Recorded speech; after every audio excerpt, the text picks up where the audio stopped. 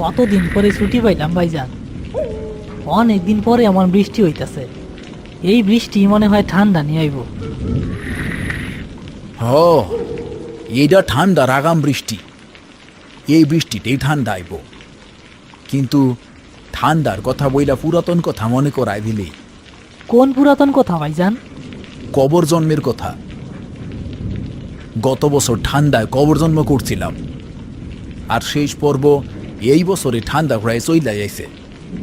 যতদিনই হোক ভাইজান, দর্শক কিন্তু কবর জন্মের কথা ভুলে নাই। তারা এখনো শেষ পর্ব চায়।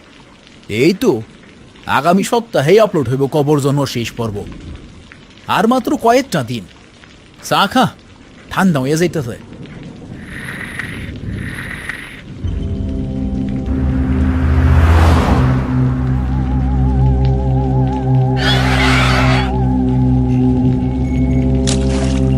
শাহাবুদ্দিনের জীবনে এমন রাত খুব কমই আসে যখন তার কোনো কাজ থাকে না। বেওয়ারিশ লাশের খবর পেলেই তাকে আর মতিকে ছুটে যেতে হয়। কিন্তু আজকের রাতটা ছিল ভিন্ন। ঝড় বৃষ্টির কারণে সবকিছু শান্ত, কিন্তু এই শান্তি বেশিক্ষণ স্থায়ী হলো না। তাদের শান্ত আলোচনায় ছেদ ঘটালো একজন আগন্তুক। আপনাদের মধ্যেই কি শাহাবুদ্দিন সাহেব আছেন?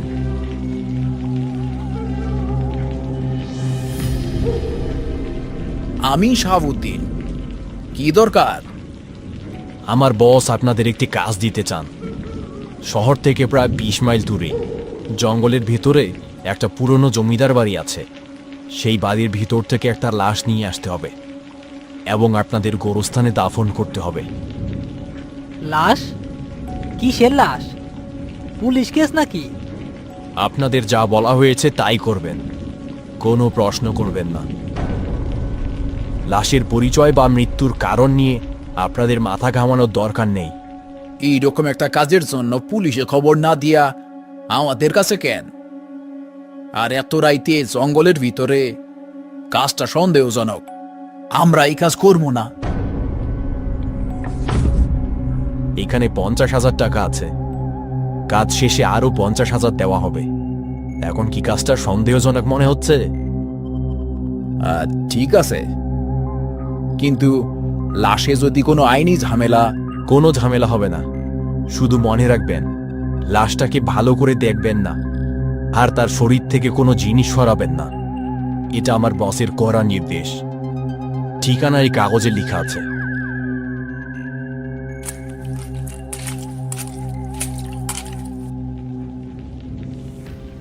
ভাইজান, আল্লাহ যা দেয় 1 লাখ টাকা।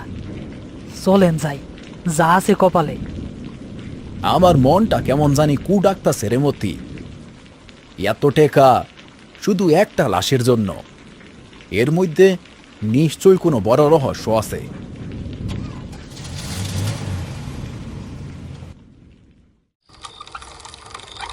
ভ্যান গাড়িটা জমিদার বাড়ির ভাঙা গেটের সামনে এসে থামল।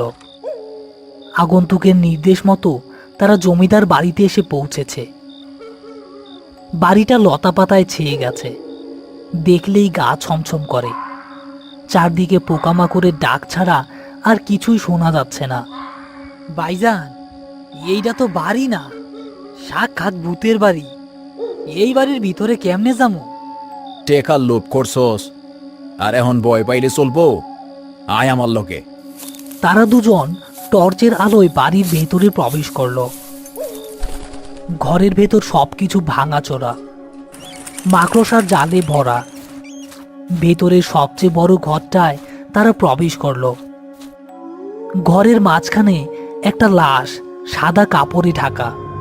শাহাবুদ্দিন একটু এগিয়ে সাবধানে লাশটার কাছে গেল এবং কাপড়ের একাংশ সরাতেই টর্চের আলো যা দেখা গেল তাতে তার মতো অভিজ্ঞ লোকেরও বুকের রক্ত হিম হয়ে গেল। ইয়া আল্লাহ, এটা কি? লাশটি একটি তরুণীর, কিন্তু তার মুখটা বিভৎস। তার দুটো চোখই উপড়ে নেওয়া হয়েছে, জিভ কেটে ফেলা হয়েছে এবং কপাল থেকে শুরু করে গলা পর্যন্ত চামড়ার উপর অদ্ভুত ত্রিভুজাকৃতির প্রতীক খোদাই করা। প্রতীকগুলো থেকে তখনও হালকা রক্ত ঝরছে, যেন কিছুক্ষণ আগেই কাজটা করা হয়েছে। ভাইজান, ভাইজান, এটা তো খুন, কেউ তারে বলি দিছে। চলেন ভাইজান, চলেন আমরা এখান থেকে পালাই, আমরা এই লাশ শুমু না। এখন আর পালানোর পথ নাই, টেকা নিয়ে আনিছি, কাজ শেষ করতেই হইব। চুপচাপ লাশটা ধর। মতি ভয়ে কাঁপতে কাঁপতে লাশটা ধরতে গেল। লাশটা তোলার সময় সে খেয়াল করলো মেয়েটির গলায় একটি দামি পাথরের লকেট এবং হাতে সোনার বালা। তার মনে লোভ জেগে উঠল। তারা লাশটি ধরাধরি করে ভ্যানের দিকে নিয়ে যেতে থাকলো। ঠিক তখনই বাড়ির দোতলা থেকে একটা ভাঙা কাচের ঝনঝন শব্দ হলো। শাহাবুদ্দিন টর্চ ফেলতেই দেখলো একটা ছায়ামূর্তি মুহূর্তের মধ্যেই অন্ধকারে মিলিয়ে গেল। ভাইজান, ওইখানে কেউ আছে। মতি, দৌড়া, দেরি করিস না।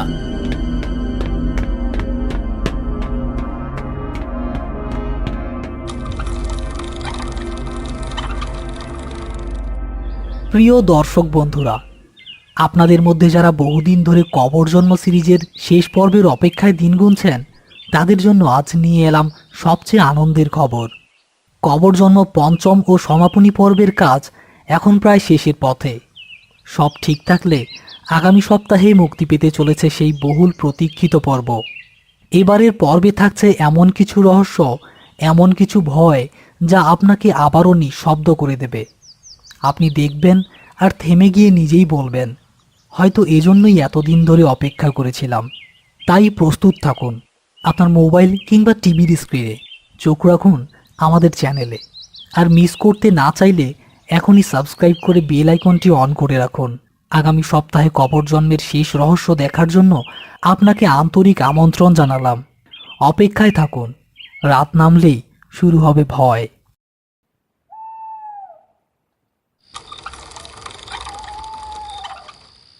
কি ব্যাপার, তোমাদের এমন অবস্থা কেন? আর এই লাশ, এর শরীর থেকে অদ্ভুত গন্ধ আসতেছে কেন? হান্নান ভাই, আজকে একটা বিরাট বিপদে পড়ছি। আগে লাশটা নামাই, পরে বলতাছি। তারা লাশটা ভ্যান থেকে নামিয়ে গোরস্থানের ভিতরে নিয়ে এলো। হান্নান মিয়া লাশের মুখের কাপড়টা সরাতেই আতঙ্কে 2 পা পিছিয়ে গেল। সর্বনাশ, এ তো সাধারণ লাশ না, এ তো নরবলির শিকার। এর কপালের প্রতীকগুলা দেখছ? এরা শয়তানের উপাসক। এই লাশে তোমরা এইখানে আনছো কেন? আমরা টেকার লোভে পড়ছি হান্নান ভাই, টেকার লোভে ভইরা। টাকার জন্য তোমরা সাক্ষাৎ শয়তান রে এই পবিত্র মাটিতে নিয়ে আইছো? তোমরা জানো এর মানে কি? এই লাশে যদি এখানে দাফন করা হয়, তাইলে এই পুরো গোরস্থান অপবিত্র হয়ে যাইব। এই লাশটা আসলে একটা দরজা।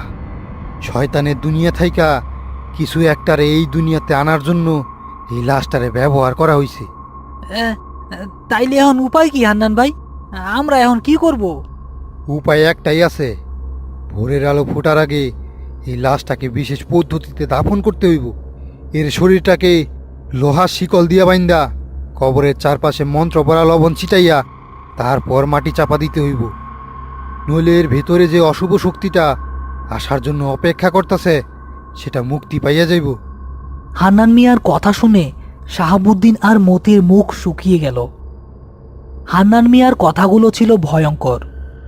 শাহাবুদ্দিন আর মতি বুঝতে পারল, তারা শুধু একটা লাশ বহন করেনি, তারা এক ভয়ঙ্কর শয়তানি চক্রের ফাঁদে পা দিয়েছে। এখন তাদের কাজ শুধু লাশ দাফন করা নয়, নিজেদের আত্মাকেও বাঁচানো। হান্নান মিয়া কবর খোঁড়ার প্রস্তুতি নিতে লাগলো। শাহাবুদ্দিন তাকে সাহায্য করতে লাগলো নানান কাজে। মতিকে বলা হলো লাশটা পাহারা দিতে। মতি ভয়ে ভয়ে লাশের পাশে বসে রইল।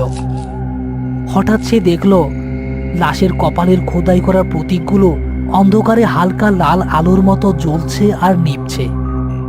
আর ঠিক তখনই গোরস্থানের চারপাশের জঙ্গল থেকে এক একদল মুখোশধারী লোক বেরিয়ে এলো। তাদের প্রত্যেকের হাতে ধারালো অস্ত্র এবং তাদের চোখের দিকে তাকানো যাচ্ছে না, যেন আগুনের মতো জ্বলছে। মুখোশধারীগুলো নিঃশব্দে তাদের ঘিরে ফেলেছে। হান্নান মিয়া, শাহাবুদ্দিন এবং মতি বুঝতে পারল তারা আটকা পড়েছে। শাহাবুদ্দিন, এরা ওই শয়তানের উপাসক। লাশটা নিতে আইছে, কোনোভাবে লাশ এদের হাতে দেওয়া যাইব না। কিন্তু আমরা মাত্র 3 জন, আর আর ওরা তো অনেকজন।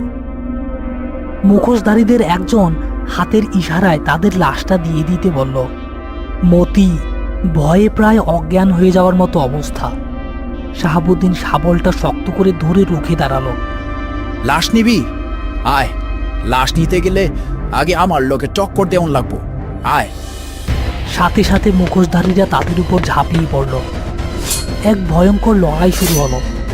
হান্নান মিয়া তার লাঠি দিয়ে আর শাহাবুদ্দিন শাবল দিয়ে প্রতিরোধ করার চেষ্টা করছে, কিন্তু তারা সংখ্যায় অনেক বেশি।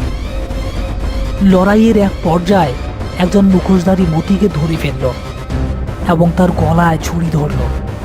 আহ ভাইজান! মতি ভয়ে চিৎকার করে উঠল। ভালোয় ভালোয় লাশটা আমাদের দিয়ে দে, নইলে এই ছুরি দিয়ে একটা টান মেরে তোদের সঙ্গীর দেহটা নিস্তেজ করে দিব এখনই। শাহাবুদ্দিন অসহায় হয়ে গেল। সেই শাবলটা ফেলে দিতেই দুজন মুখোশধারী লাশটা তুলে নিতে গেল, কিন্তু লাশটা তোলার সময় মতির চোখ পড়ল মেয়েটির গলার লকেটটার দিকে। তার লোভী মনটা শেষ মুহূর্তেও তাকে ধোঁকা দিল। সে ভাবল, মরার আগে অন্তত এই দামি জিনিসটা নিয়ে মরি। সে ছুরি ধরা অবস্থাতেই এক ঝটকায় মেয়েটির গলা থেকে লকেটটা ছিঁড়ে নিয়ে নিজের পকেটে ঢুকিয়ে ফেলল। লকেটটা ছিঁড়ে যাওয়ার সাথে সাথেই একটা অবিশ্বাস্য ঘটনা ঘটল। লাশটা শরীর থেকে ঘন কালো ধোঁয়ার মতো কিছু একটা বেরিয়ে এলো এবং পুরো গরুস্থানে ছড়িয়ে পড়ল। মুখোশধারীরা চিৎকার করে মাটিতে পড়ে ছটফট করতে লাগলো। তাদের শরীর পুড়ে যাওয়ার মতো গন্ধ বের হতে লাগলো। সর্বনাশ! মতি, তুই এটা কি করছস? ওই লকেটটা অশুভ শক্তিটারে আটকায় রাখছিল, তুই তারে মুক্তি দিয়া দিছস। কালো ধোঁয়াটা ধীরে ধীরে একত্রিত হয়ে একটা ভয়ঙ্কর কুৎসিত আকৃতি নিতে শুরু করলো। তার দুটো লাল চোখ সরাসরি মতির দিকে তাকিয়ে আছে, কারণ লকেটটা এখন মতির কাছে। আকৃতিটা মতির দিকে এগিয়ে আসতে লাগলো। শাহাবুদ্দিন আর হান্নান মিয়া ভয়ে জমে গেছে। মতি পকেট থেকে লকেটটা বের করে ছুঁড়ে ফেলার চেষ্টা করলো, কিন্তু পারল না। তার হাতটা যেন অবশ হয়ে গেছে। ভোরের প্রথম আলো গোরস্থানের ওপর এসে পড়ল। আলো পড়া মাত্রই কালো ধোঁয়ার আকৃতিটা এক বিকট চিৎকার করে বাতাসে মিলিয়ে গেল। মুখোশধারীরাও উধাও হয়ে গেছে। পড়ে রইল শুধু সেই বীভৎস লাশটা। সূর্য ওঠায় আজ আমরা বাইচা গেলাম, কিন্তু তারা দেখল মতি মাটিতে পড়ে আছে। তার জ্ঞান নেই। তার বুকের উপর যেখানে সে লাশটা রেখেছিল সেখানে চামড়াটা পুড়ে গিয়ে একই ত্রিভুজাকৃতির প্রতীক তৈরি হয়ে গেছে।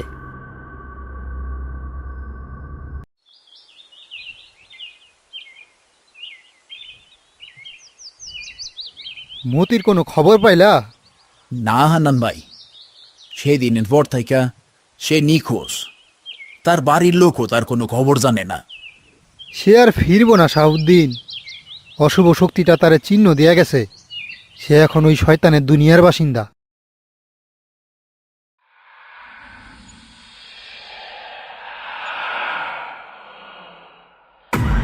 দরজাটা খুলতে হবে, নতুন বলির আয়োজন করতে হবে। আমার মনিব অপেক্ষা করছে, মনিব অপেক্ষা করছে।